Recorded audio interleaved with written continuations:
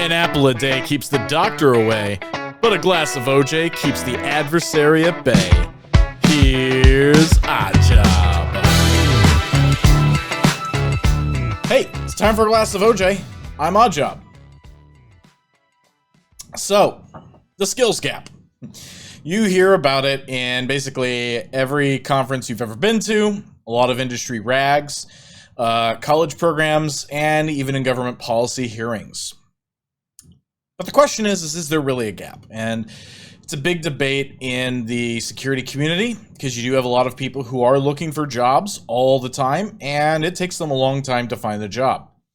You also find roles out there that take a long time to hire for those roles. So there's, I think, anywhere from about 700,000 roles, security roles in the United States today that are open, or even just the world, I guess. But that's a lot of roles. Are there that many people to really fill them? Could even half of them be filled today? Well, I think there is a gap, but I think it's not as bad as it's made out to be. And I think the industry is actually causing all this harm to itself. So let me go through a few reasons why. Job descriptions that essentially read like a wish list. So you want someone who has 5 to 7 years of experience, but you've got like 10 or so different technologies listed there, and they're very different technologies. You've got DLP, you've got IPS, you've got firewall, you've got endpoint detection response, you've got forensics, and you may even have like special technologies. So it's not just enough to be a firewall, but we want Checkpoint firewall, we want Cisco IPS, and we want CrowdStrike EDR, and we want, so you have all these different disparate technologies from different architectures, and you want them to have those deep experience in each of those. It's completely unrealistic. And in fact, that's the reason why we a lot of times just tell people, did you even know one of those things at a deep level? Then go ahead and apply. Also, along with that is wanting experts in technology that have only existed for like 5 years. I did see IBM had a job ad that called for 12 years of experience in Kubernetes. It just turned 10 years old this year.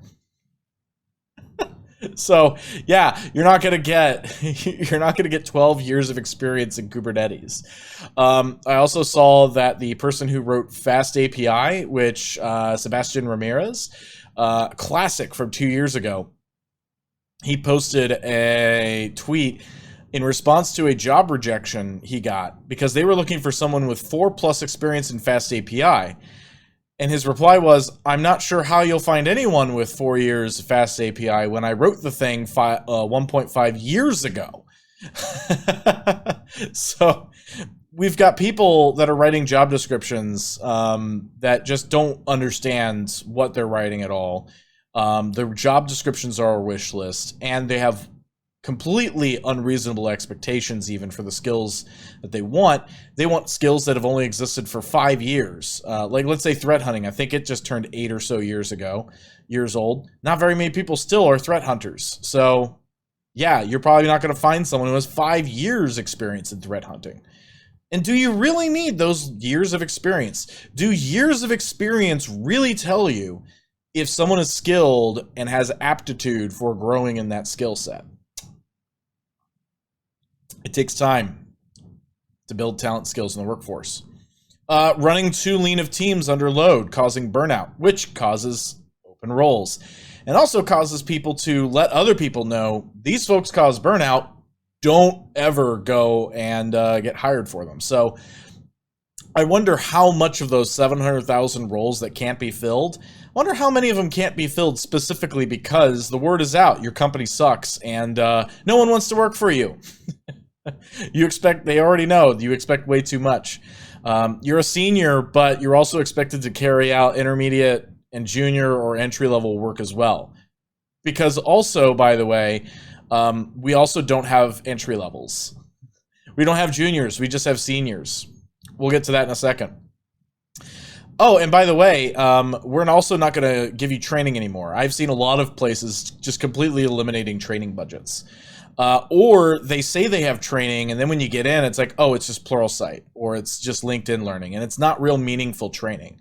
Pluralsight's great when you want to be introduced to a completely new concept. Like, let's say you've never touched containers before or Kubernetes, and you want to go learn about that. And you want to learn how to start getting involved in that. It's not going to be your job to run Kubernetes all the time, but you want to understand it so that you can figure out, how do I help secure this? Pluralsight would be fine for that. But if I want to learn how to do deep forensic analysis, because that's what I'm going to be doing day in and day out, now I'm going to go lean more towards the SANS course. Expensive, much more expensive than it used to be, to the point where, yeah, your company is going to have to pay for it. But if companies are eliminating budgets, see how long this lasts. Requiring college degrees. Stop requiring college degrees. For reasons I'll discuss later, the skills you're wanting aren't found in college degrees. Not necessarily. There's a selection bias there. So stop saying we require a college degree. Convince your HR departments to drop it, because, again, this is a way in which our industry is completely killing the ability. And I would say probably 50% of the roles out there that I see require college degrees, if not more. So I would say you could probably get a quarter of those filled today if you took off the college degree requirement. Because a lot of times in HR, they just chop those off and don't even send them to the hiring managers as potential candidates because they didn't have the degree. Drug tests. It's an old icon of the outdated and failed war on drugs. The war on drugs, very, very much confirmed through historical evidence and journals and writings of the presidents and leaders at the time. It was literally just to go and put black people in prison, the war on drugs. And therefore, drug tests, although trying to be compliant with certain regulations and standards, also was trying to make sure black people didn't get work, and black people couldn't work at the time. And then they'd go to prisons. So it was really a bad thing of perpetuating problematic situations and oppressive systems. So today it's just a relic of a bygone era that we should really be getting rid of. Because the drugs that you're probably wanting people not to be on anyway, like heroin or meth or crack cocaine, they're not going to be tested for that. It's not going to last long enough in the body to be able to be tested anyway. All they're going to find is marijuana, if they're going to find anything. They won't even find alcohol. But that's a worse drug than marijuana. It's actually a hard drug, but we don't care about that. So the other thing, so getting rid of drug tests, even the FBI went to Congress and said, please, can we stop drug testing our people? Because quite frankly, we need hackers, and some of them like to smoke some weed after work to unwind, so from a stressful day. So some people like their scotch, some people like the herb. So, why are we testing for these drugs? So, hey, why don't you go ahead and stop drug testing? If they're showing up high to work, that's a different situation. Just like if someone's showing up drunk to work, totally different situation. Deal with that at that point. There's almost no entry-level path for InfoSec. So it used to be like 15 years ago or more. You would essentially be looking for someone who had deep networking experience, has had sysadmin experience, and probably worked on the help desk at some point in their career.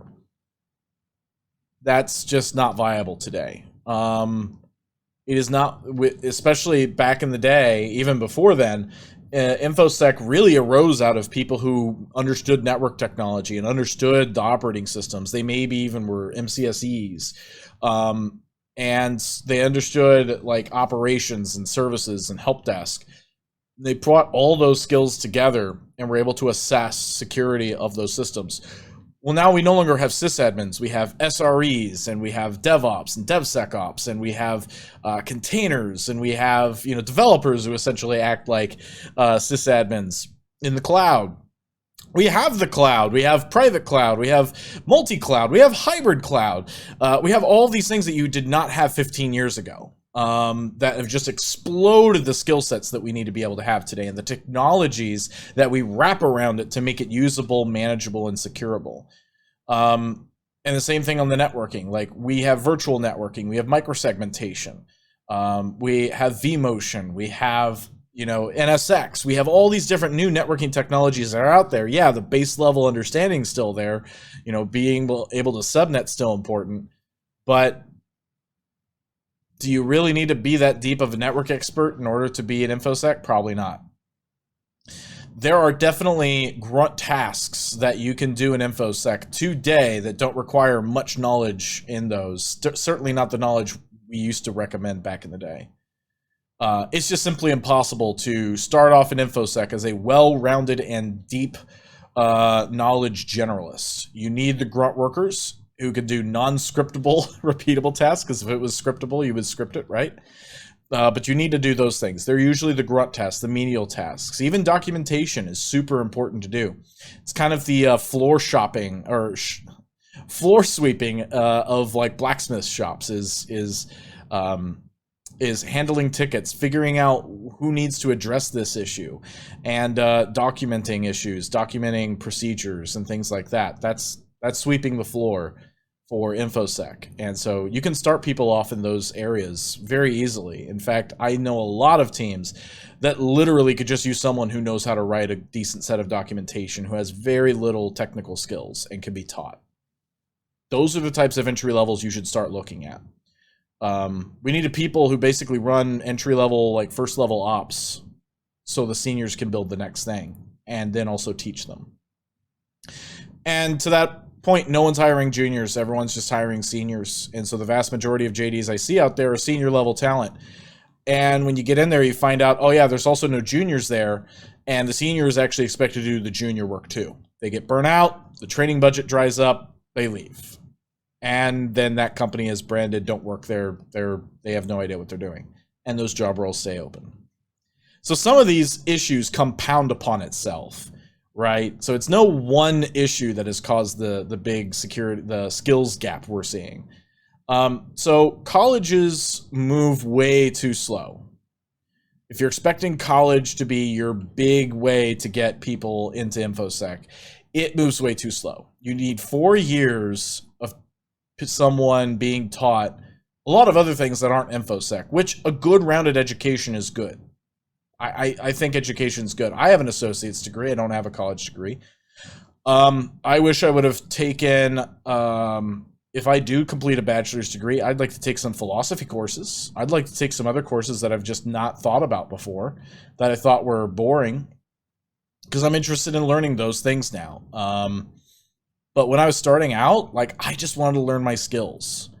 And I think that's valid. And I think we're relying on colleges too much. They move slow anyway. The traditional degrees take you 4 years, a lot of soul-crushing debt, and you aren't even guaranteed to have grads that have the hands-on skills that you can use. So college programs are very expensive, can be very expensive. Sometimes you can go to a community college and it's a lot less expensive. But college programs also range from cutting edge to being a couple years behind, or even all the way back to stuck in the 2000s. Which is great if you're dealing with Windows ME. People are still fairly hesitant to eschew college altogether and go for training academies. It still happens. And also cert boot camps. You do have to worry about that a bit when you're seeing cert boot camps, because you want to make sure there's a lot of hands-on. Because again, these are the skills that employers are really missing today, and they claim they're wanting more hands-on experience. And sometimes the certs that you get are just book knowledge, and it's not really the knowledge you would expect someone who has actually, gone in and, like for Linux, for instance, actually gone in and navigated around a Linux environment, has actually, installed programs on Linux, has updated Linux, has created new user accounts in Linux, has created security groups and security and roles in Linux and all these different things, understands that everything in Linux is a file, those little things. Like, they'll learn some of that, but they're not going to understand, they're not going to see the hands-on, and how Ubuntu does it a little different than Fedora, and Fedora does it a little different than, well, now going to Unix, BSD. They're not going to have that. So really what you need is you need to find some kind of training academy or trade school that's going to teach InfoSec, but they're also going to have generous amounts of hands-on, even custom-built content that is always being updated, a lot faster than college academic programs. But it's going to be up to the companies now to train talent they want, and they've got a lot of work to do. So what should you be doing? I think you should create entry and junior roles instead of hiring a senior. So you need a senior? No. Promote someone within if you have them for that senior role and backfill the junior role. Or even better, go ahead and hire an entry or junior level person and then start spending some of that extra money you have left over. I say extra money as if you get to keep it, right? Budgets don't always work that way. But try and take the strategy of showing the value that's going to be in hiring that entry-level person and then giving them the training they need to start taking on more senior tasks later. Create an actual career plan for people. That's really what you should do. You should be able to, for any kind of entry-level work, you should be able to essentially have paths within your security program in workforce saying, hey, if you're starting out over here, you can also go over here, and we have ways to train you to get you to where you can move up and over here, and vice versa for any of the others. If you want to move laterally, we can show you, and get you moved laterally after a year and do that. You need to make programs like that available and consumable to your workers. Create apprenticeship programs. For millennia, people have been apprenticing and working under blacksmiths and stonesmiths and bricklayers and all these different skilled work where you essentially have someone who's kind of this master or journeyman and they're pounding away on some metal and they're like, hey, sweep the shop floor. And so you're taking care of all the scale and cleaning the tools and cleaning other things and making sure things are usable and set up for the next thing. And then your teacher, your master, if you will, calls you over and says, come over here. I want to show you something. And now they're actually going to show you what's going on and show you how to do something, and then even have you practice and do something with them. And they'll say, all right, I want you to do this same thing 20 times. Go over there now and please do that. And they're going to finish that out. And sooner or later, as that continues, you're now doing projects on your own. And you're doing tasks on your own, you're doing projects on your own, and now you've got another apprentice in who's sweeping the shop floor, and now you're teaching that apprentice. That's how those types of things should work. Start creating apprenticeship programs, even if it means someone doesn't stick around in your company. That's fine. The goal of the apprenticeship program is literally to solve this problem. You want a skills gap? You want the skills gap solved? Start being the trainer. And start being the master and bring apprentices in. Or even long-term internships. And stop requiring college degrees or being enrolled in a college for being an intern. Yes, it's great that people are in college and they want some work experience, but everybody needs the work experience. So open up your internships to everybody. Also, reach out to groups that represent marginalized communities. So there's like Out in Tech, there's Blacks in Cybersecurity, usually there's Women in Tech groups in your local areas. Reach out to them. Ask them if they have a job board. Ask them if they would post your positions on the job board. Ask them if they would look at your job descriptions before you put them out there and say, does any of this look discriminatory? That may not be so good. Your legal department may not like it. Maybe you ought to network. I know I've done it before. I've said, hey, does this job description lend itself to excluding certain people? Maybe it's not inclusive enough, is the better way to say it. And you'll find that, yeah, there are certain wordings that automatically say, this is white tech bro. So yeah, we want to make sure we stay away from those. But yeah, reach out. That's the only way to actually show support to marginalized people, is to actually start being supportive, acting supportive, and actively trying to hire those folks who are skilled, but otherwise usually neglected or excluded from the hiring process. Basically, the industry has caused its own skills gap. And so the industry, therefore, needs to solve their own problem. We didn't create that problem. The workers didn't create that problem. Colleges didn't create that problem, though they're helping, but they're just one part of the puzzle. Some of the tech academies that are coming up, they're trying to help solve the problem, but they're not going to be able to solve it entirely. So all of the list of things that I gave are going to have to really be solved to really get that 700,000 number down to something that's reasonable, because you can never have all job roles filled. It's just something you can never do. Well, say never. Could have all of them filled and then everyone looking for work. So that would be bad. But the industry needs to solve this problem. So will it mean that you train people and they leave? Yeah, sure, it does. Does it mean you spent that money and now you didn't really get much return on investment? They still did work for you, didn't they? And you know what? If you also work with other companies to get them to do the same thing, they're training their people. Now when you have people leave jobs, they're more skilled, and those are now people you get to hire. And they now have the skills that you want. So there's just a few things. What do you think? Are any of the items I just listed off bullshit?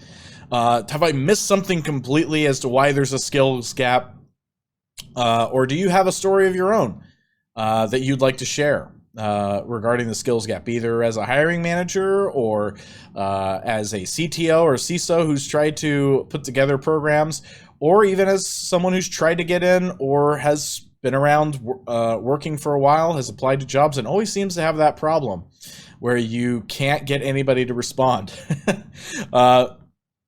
Chat us up down in the comments section.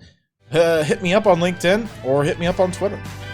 I'd love to hear the comments and feedback, and I love the conversation. So we'll see you in the next one.